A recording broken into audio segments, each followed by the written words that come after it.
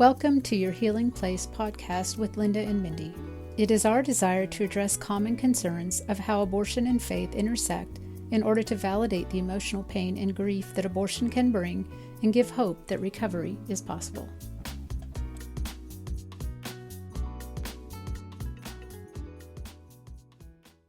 Well, welcome back to your Healing Place. And Linda is here with me today. We are talking with Michelle Choate, and we're going to talk a little bit about being married to the father of the baby. You know, statistically, the statistic for decades was that relationships don't last after abortion. And I'm hearing more and more relationships that actually do last, but it's really, really hard. And we know, Michelle, that you're ultimately the relationship with the father of the baby that is in heaven did not last, but you did get married. So you had abortion before you were married, and then you got married. And so just want to hear a little bit about that. You know, what was the strain? We already know it was an unhealthy relationship to begin with, but did it add a layer of strain? What was going on there? Yeah, so the father of my baby had already had an abortion. Also, he had a child from another woman who was very young when we were actually dating, and I was at this time off at boot camp, basically for the summer. During boot camp, this child was born. And so after boot camp was when we had the abortion of our first child together. Okay. And that made it very hard for me. After our abortion, and 6 months later, we got pregnant again. And since I felt so worthless, I felt like there was no other man who would have me, and was telling myself, there's nothing else you can do. That your only option is to marry this guy now. So that's what I did. And you should see the picture from the day in front of the justice of the peace. My face is so downcast. It wasn't a moment of joy at all. And that abortion, we never were able to discuss it. We never did. Not at all. Never, ever did. And so when our baby was born, I was devastated. I couldn't stand myself. I couldn't stand what I did. I couldn't stand him. And this bitterness and anger and hardness came over me that I just could not shake. But the other thing is that he, as you said, it wasn't a good relationship at all. There were things he was doing that was very hurtful to our relationship. And so in turn, I turned around and started doing things that were horrible towards him. And I have never admitted it to him, but he will find out if he listens to this podcast, that I was taking the fact that he had been promiscuous while we were married to then do the same thing to him. And it was like I was somehow getting some revenge on him for his promiscuity and for the abortion that he so easily suggested and went along with. You know, So there was some real anger towards him for the abortion decision. yeah, and I was going to ask, you know, had you not had the abortion, I mean, he still would have been who he was and doing the things that he was doing. But had you not had the abortion, do you think your mindset would have gone that dark? I don't think so. I was truly devastated by the abortion because I could see the beauty of this child in my arms. He was such a beautiful child. So it affected your relationship with the baby as well. Well, I don't think it affected I didn't it didn't affect my relationship with the baby. It affected us because we could never discuss anything. And Mm, I never uh, allowed him to lead us in our home Mm, in taking us to church because I saw him as a complete falsehood. mm, And I never gave him any credit. And so the promiscuous promiscuity on my part, besides the abuse on his part, I just finally said, no more. I'm not going to do this. I'm not going to stick around in this marriage so that he will continue to abuse me and start abusing me in front of the children. And then they would start picking up his bad habits and learn how to be a man from him. I don't want that at all. And by this time, we had a second child on earth who was a little over one, and the other one was 4 years old. mm. So where was God in all of this? When did you start going to church again? I never stopped going to church. Oh, okay. I never stopped going to church, and I never stopped asking for forgiveness. Mhm. So you felt like that was something you had to do all over and over and over.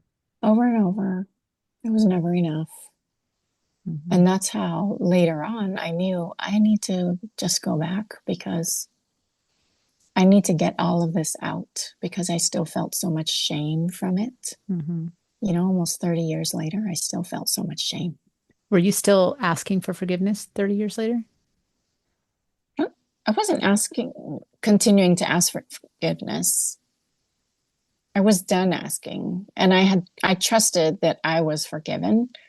I just knew there must be something more because it still pains me to think about when the anniversary date comes around for the abortion itself and for when the birth of the child would have been. mm. And Hmm. I was suffering the effects of not having relationship with other women, very shallow relationships with other women. Do you think the abortion impacted that? Mm-hmm. Yeah. I do. Tell Trying me to hide about away. that. Why do you think that impacted that?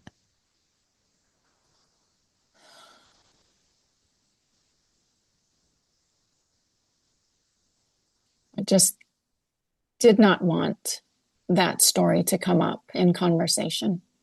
Mm. Fear of being known. Yes. Yeah. So if you stay shallow, you don't have to go into the deeper secrets of your heart and, share your most appalling secrets, as it was said in Little Women. Yes. I don't know if you guys saw that movie. I've seen it many times. Yeah. Yes, but being with other women just fueled me up so much. But I still couldn't engage. I couldn't Mm. stick with it. I would try to go to women's ministry, meetings, women's only classes, and I just would get tired of it and give some excuse for not going anymore and not pushing into that with other Mm. women. That's interesting. So when you got into Linda's group, was there others in the group with you? Yes. Was it hard to open up? It was not hard because of the way Linda runs her group. It was a precious group of ladies too. They were all in the same, we're all in the same boat. That's the beauty of group. We're all there for the same reason. Yeah, yeah, And that gives it a great openness. Yeah. yeah, yeah. We all have a secret that now we can share because of the commonality and common ground. Mm. Yeah. That was the beautiful thing is I think Linda opened it up with prayer and then immediately went into telling her story, her abortion wound. And then the co-leader went into her story. And then they opened it up if anybody would like to share. And it was like there was almost not enough time in the night. I bet. I bet. Yeah. Yeah. So you get married a second time. Did you tell your husband right away? Did you tell him before you were married? Just cannot remember when I told him. Hmm. But I remember our pastor who was giving us premarital counseling requiring of us that we tell our each other who every single person was that we had sex with. Wow. Oh boy. Yeah, That's, he said, I will not marry you until this is done. And he oh checked my on us every week. gosh, how was that? It was hard. It was Yeah. so hard. We waited until 2 weeks before the wedding date to finally do it. And boy, the shame factor on me, I did not, fully expected this man is going to walk away from me. Yeah. Because if he knows everything about me, there's no way he can continue loving me. But Hmm. he did. He But did. you don't remember telling him about your abortion. I find that interesting. I wonder if it came out at that time. That's what I'm thinking is that it must have come out at that time because we had to be so wide open with each other Yeah. on all of that. And I think probably it did happen because I had shared a lot of my first marriage trauma story with him. And, um, and that was part of it. Hmm. I know most people are listening would be saying like, I just go find a new pastor. I'm not doing that. I'm gonna go find somebody who's not gonna make us do that. Yeah. Yeah. But the shame got lifted off and the acceptance was there. So I it was mean, healthy. yeah, he stayed, you stayed. I mean, now there's no secrets. I Yeah. mean, what a beautiful place to be. But yet the shame stuck with you for the abortion all the years later. And, Yes. shame is powerful. It is powerful and it will motivate us to do things that are not healthy to do. Yes. But I heard a quote recently, and I don't know where it's from, but I thought it was powerful. To be known but not loved is painful. To be loved but not really known is shallow. Mm. mhm. But to be known fully and loved is what our heart's desire is. Oh, love that. That's so Love true. that. So true. Thank you for listening. This podcast was inspired by the many conversations had through the years with women struggling from the emotional pain associated with abortion. Thank you for allowing us into your healing journey. Subscribe on major platforms where podcasts can be heard. Learn more about virtual abortion recovery healing at www.anevenplace.com. The link is in the show notes.